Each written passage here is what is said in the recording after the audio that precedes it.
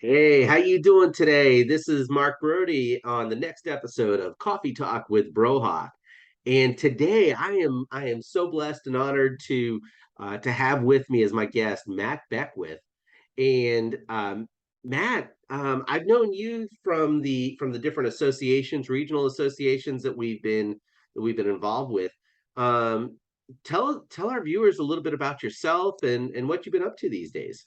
Yeah, and I was going to say, Mark, first, thanks for having me on Coffee Talk. This is awesome. And you're one of those people that we only knew each other over the phone and now on Yes. Zoom in these little boxes because we have yet to meet in person. The time is coming, my friend. yeah, someday. Well, thanks again for having me on Coffee Talk. So I live in Northern California with my wife of just about 30 years. And I am a lifelong contact center geek. I used to tell people that I wasn't born with a headset on, but I was probably a middle schooler when I wore the headset for the first time. It's not actually true, but I've been in the contact center business for I think something like 26 or 27 years. I start to get confused of when that date actually started. But my first job as a 411 operator back in the day when you would pick up your phone and dial 411 to get directory assistance information. But yeah, so I've been doing that in a bunch of different industries for 26, 27 years, something like that. And I'm just continuing to geek out on contact centers, and was most recently at a large regional pest control company where I spent almost 9 years, which is a fascinating industry in home services. But yeah, continuing to just geek out on all things related to contact centers. That is awesome. Interesting. 25, 30 years ago, we probably talked to each other because my first job in the contact center world was calling directory assistance as a skip tracing tool. Oh, Yeah. nice. Yeah, it was before the internet, so I mean, you either looked it up in the phone book or you dialed 411, Awesome. in the location. So, oh, that's awesome. Um, so we both started in the industry, probably when we were like 2 or 3 years old. We've been out there for a while. But what challenges, like especially over the last couple of years, have you seen come front and center over come front and center to contact centers over the last couple of years? Well, Mark, if we're talking about the last couple of years, we're talking about work from home, and we're talking about just this massive shift. And it's not just, lots of other organizations went work from home, but I believe, and maybe it's because I'm too close to contact centers to think that this work is perfect for work from home. And at the time, and I've told the story in a bunch of places, but I was in the middle of building a brand new building for our contact center team where I was working, like a physical building that we had already invested a ton of money into, halfway building it. We were getting ready to complete the other half when the pandemic hit. Yes. And then we made the decision to work from home and never finished building that building.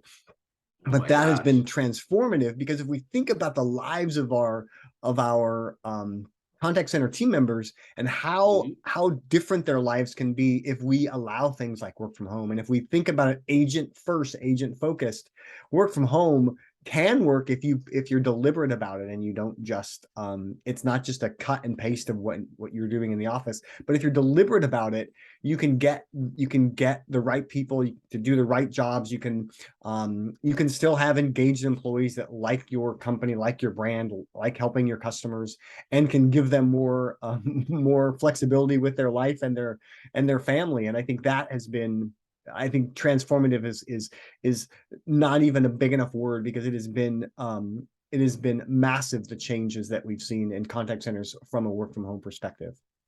Matt, one of the terms that you just used that I love that you used was agent focused, because too often in our industry, and we see it out there, a lot, everybody's talking about being customer focused and customer first. But we forget about, you can't be customer focused or customer first unless you are focusing on what's going on inside the house with the agents. What are your thoughts on that? Yeah, I mean, absolutely. And look, if you have had any role in a contact center, this that you have to focus on the people. And Yeah. Jenny Dempsey says customer service is just people helping people, and it's always that great reminder that it's about the people. And like Nate Brown and Jeremy Hyde and Deborah Benson have all more eloquently than I will be able to say, um, focusing on your team members is far more important as a first step, because without that you cannot focus on your customers. And I learned that from a after I had a terrible boss many years ago in my career, and then leaving a terrible boss to go to a great boss. And that's when I understood the power of focusing on the team member. But not only that, but like giving the team member the ability to have a life and be who they want to be outside of work. And that, certainly all of these things are coming up all the time now, with quiet quitting being in nearly every headline about work lately.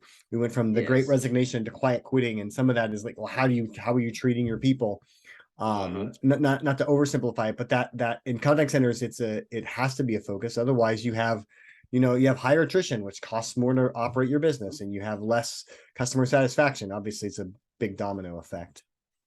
It's interesting how terms have evolved. I mean, a few years ago, we were talking about um, engaged versus disengaged, and now we have quiet quitting, which is really, the fresh way of saying, a disengaged employee. Yeah. My favorite visual of that, I think it was Gallup, but don't quote me because I'm not going to Google it.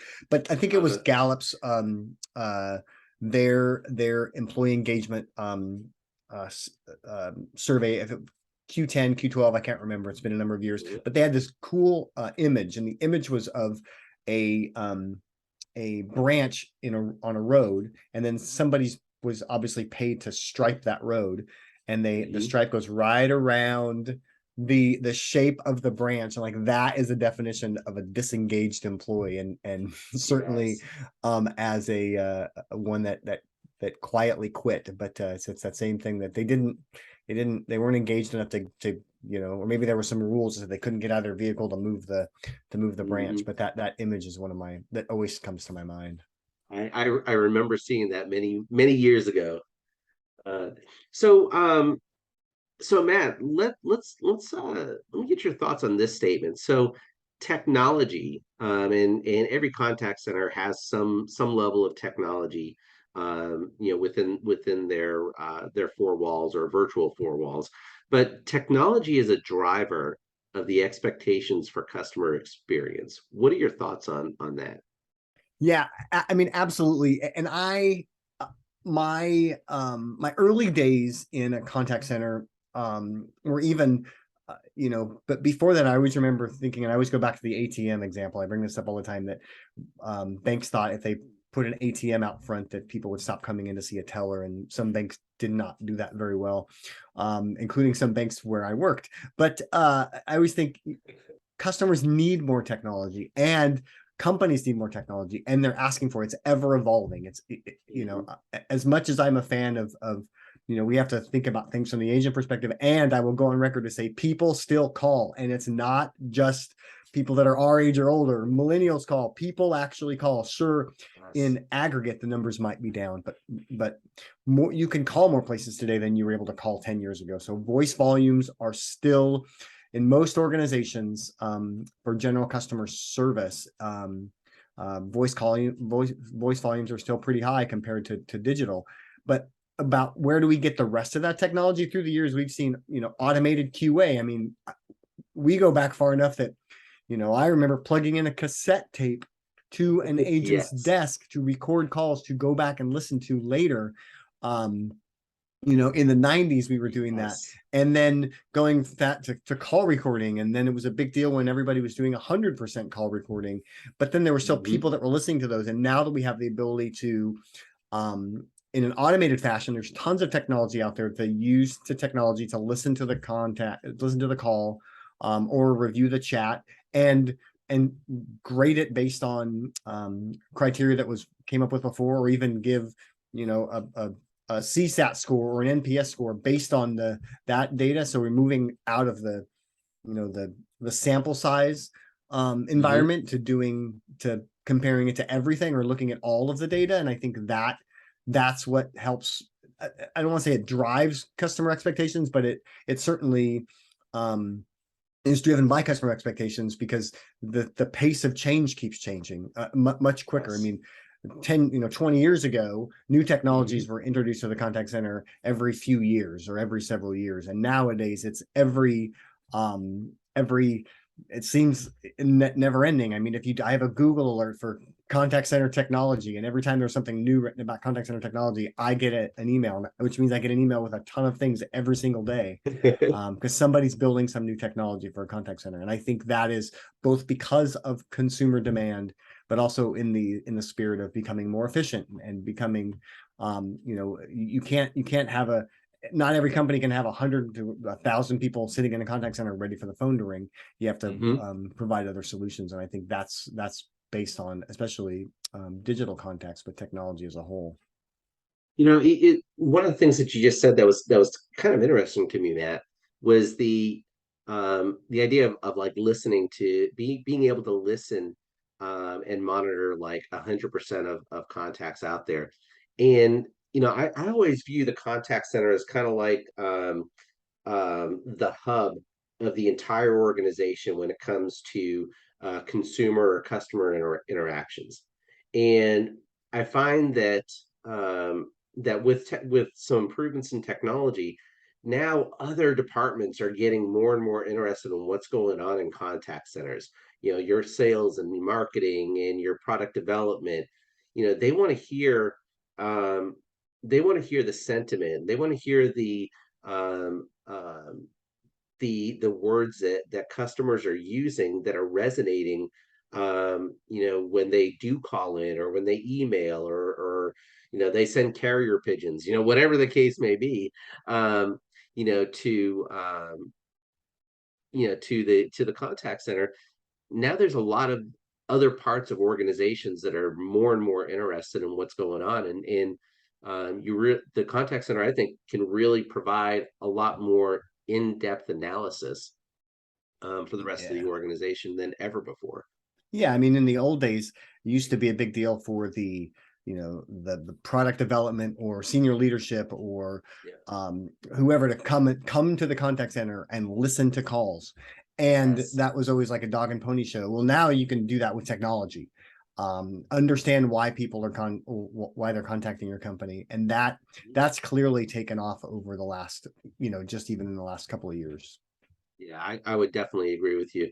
Yeah, I mean, you mentioned about the ATMs outside of banks, and you and I both remember when IVRs first started hitting the scene back in the early '90s, and they were supposed to replace all of the agents. And we see as you alluded to, we see how that worked out. Now you have more and more voice interactions and a lot more complex as well.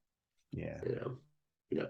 you so you spent a lot of years in contact centers, a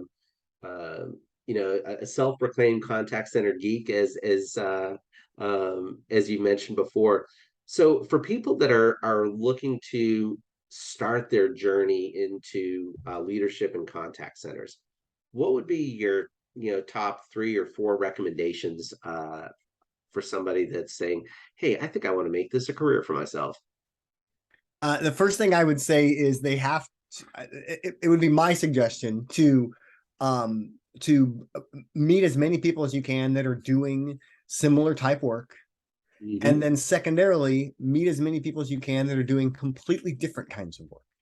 I have always learned so much from people in other industries, and I've always been, a curious person. And I remember when I first started working in contact centers, and I still say that contact centers have more metrics than nearly any. Hmm. An agent in a typical contact center has more agent specific metric goals than anybody else. It's clearly anybody else that's in their near pay range.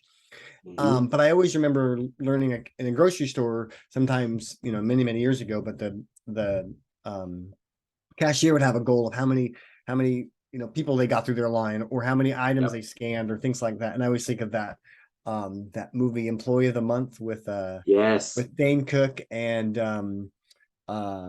I can't even think of the guy's name.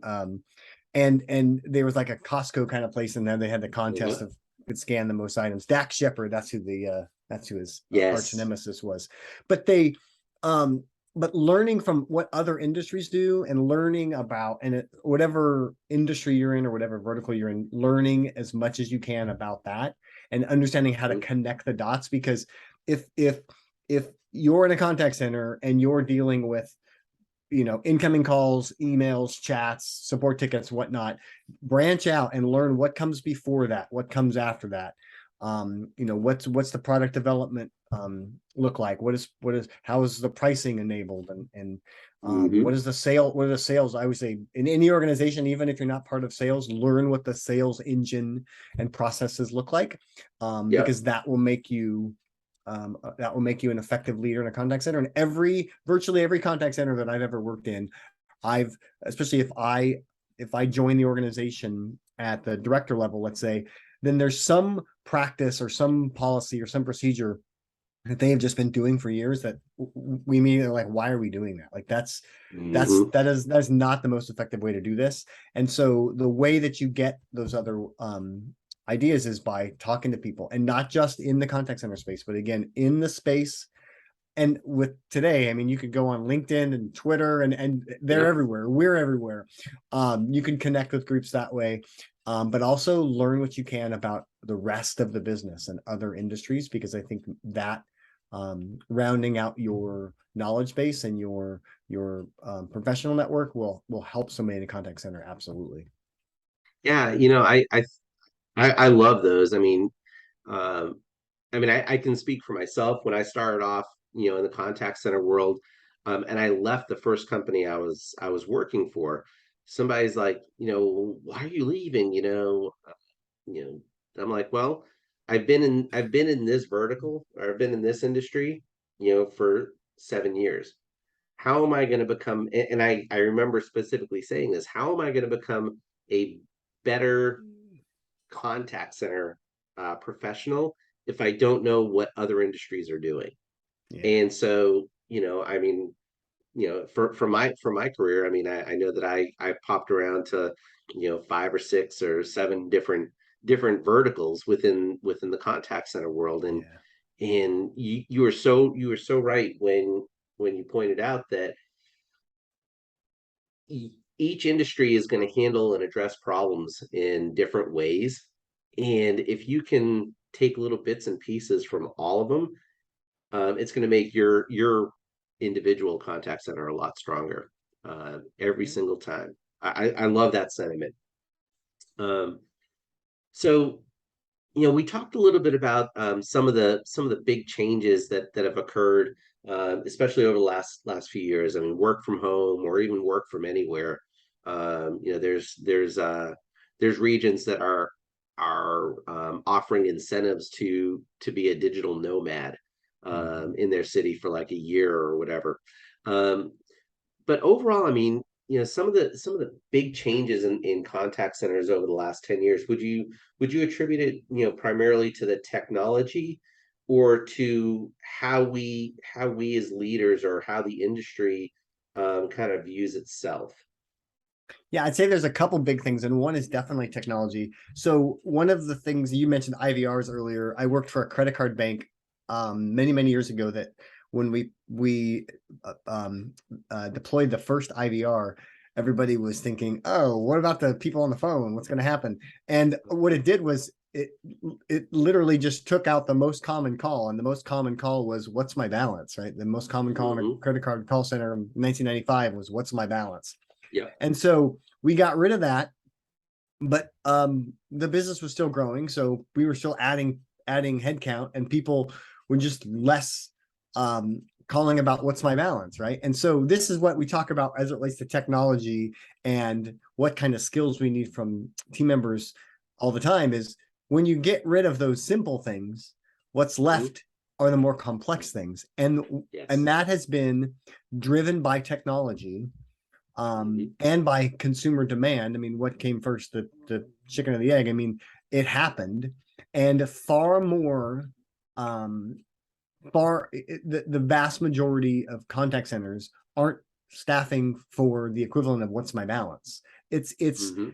and every little bit, technology gets a little bit, takes a little bit off the top of what kinds of contacts that the team member has to actually deal with.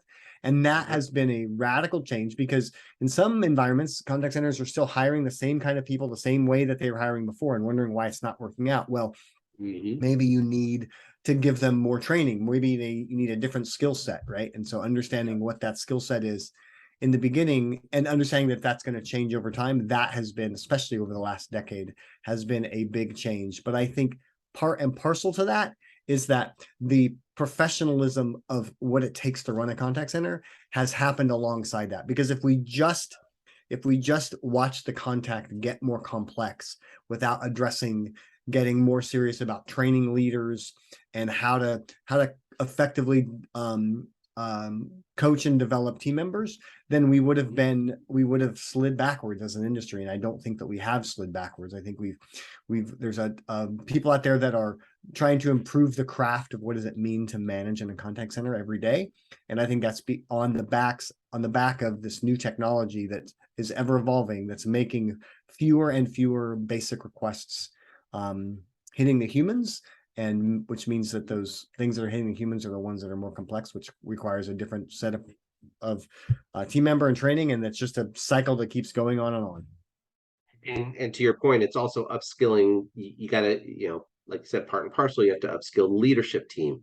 How do you lead a much higher skilled individual today than 10 years ago? You know, it's Yeah. so true. So, not a sales pitch for our associations, but you and I have both been involved in leadership of our regional associations. You with Northern out there in Northern California, and myself with ACCA. So, networking you mentioned was something that people really need to look at if they want to you know figure out what their leadership journey in contact centers. How can associations, like ours, really be that conduit for folks? Yeah, well, I tell you, and that's how you and I met, and how I met so many people throughout this industry, is through these regional associations. Because it was an aha moment for me several years ago when I thought, wait, here we are in the Northern California Contact Center Association, of which I am a steering committee member with a handful of some amazing contact center leaders, and then realized, wait, these exist elsewhere, and then reaching out to all of the other associations throughout North America, and learning that everybody does it a little bit differently, but that there is that local understanding of kind of who the players are, who are the organizations, and what kind of technologies do they have, what kind of needs do they have. Hmm. And I think, like, for us at Northern California, the NCCA, which is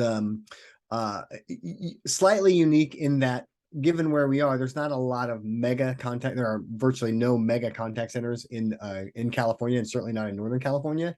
But we have probably half of our members are government operations. So these are state, county, federal contact centers. And so I know there's also the Association for Government Contact Center Professionals, which caters to that specifically. But for Northern California, that's half of our membership.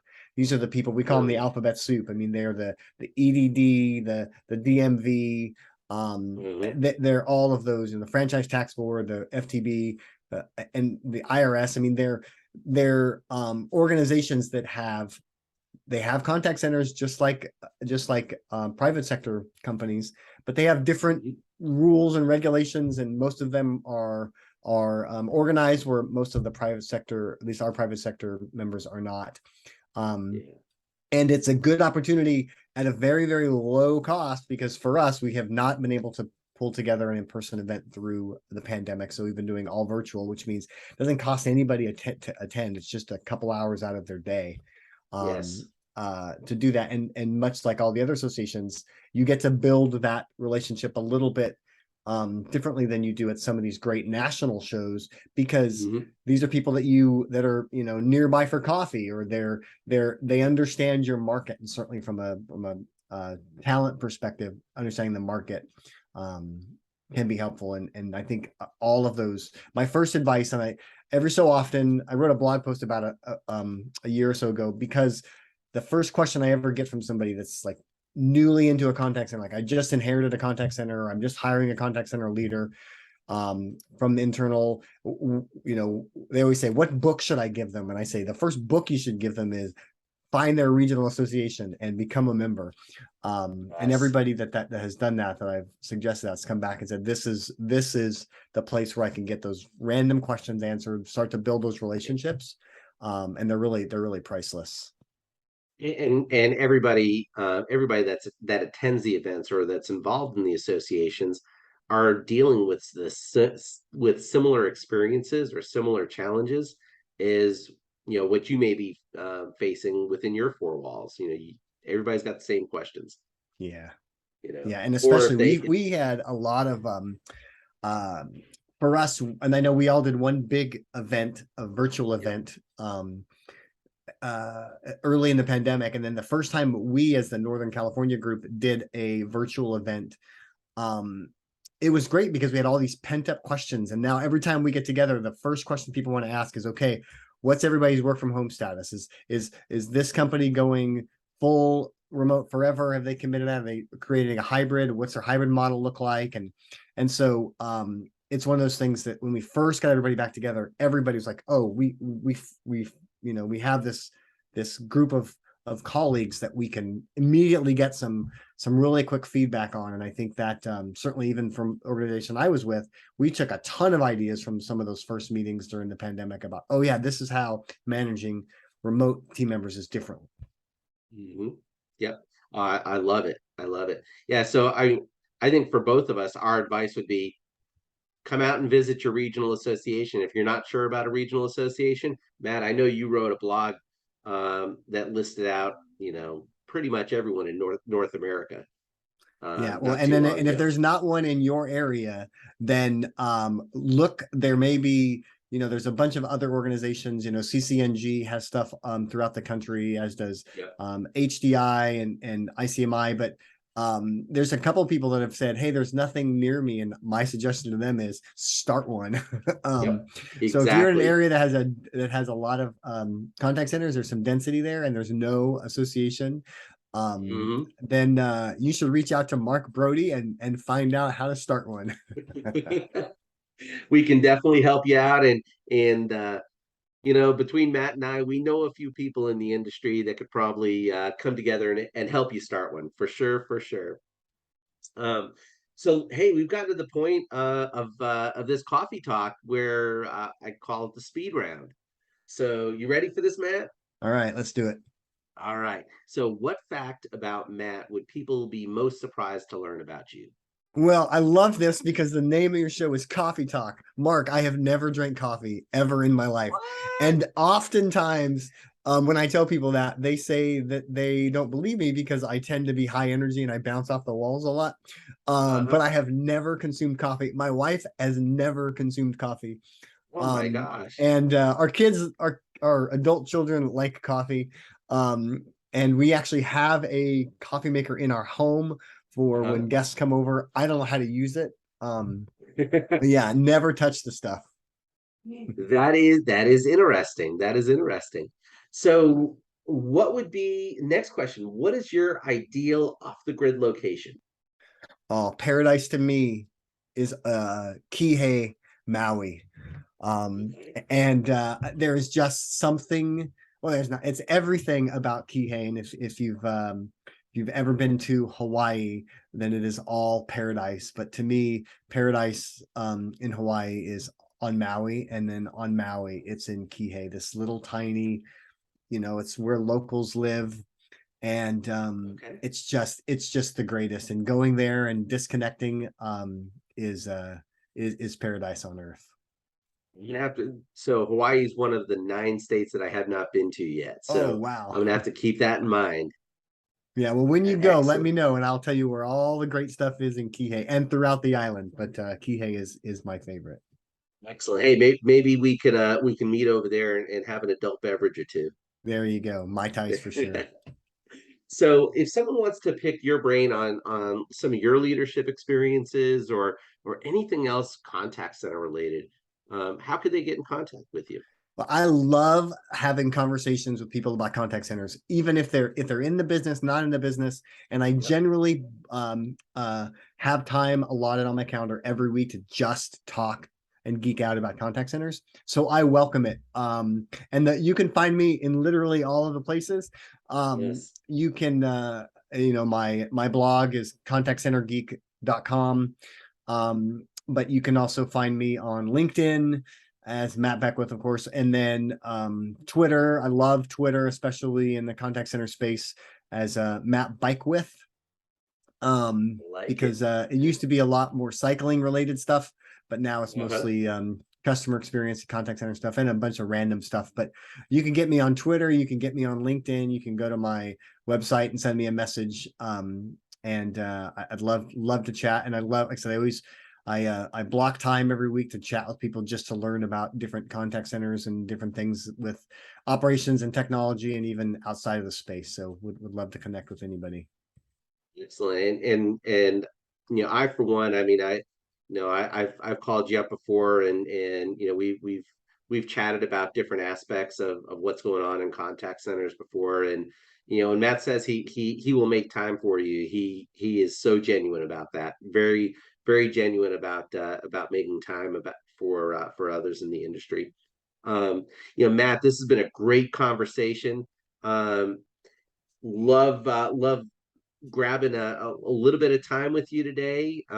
Thank you very much for being a guest on Coffee Talk with Brohawk, and look forward to definitely meeting in person at some point, hopefully over the next year.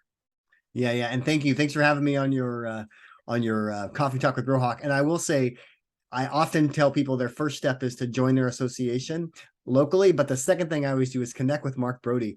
And when I do that, I always will ping the other person and say, "Hey, so were you able to connect?" Or I'll notice that they connected with you. And so you're the one. You are have always been very giving with your time and your resources in this industry. So thanks for everything that you do.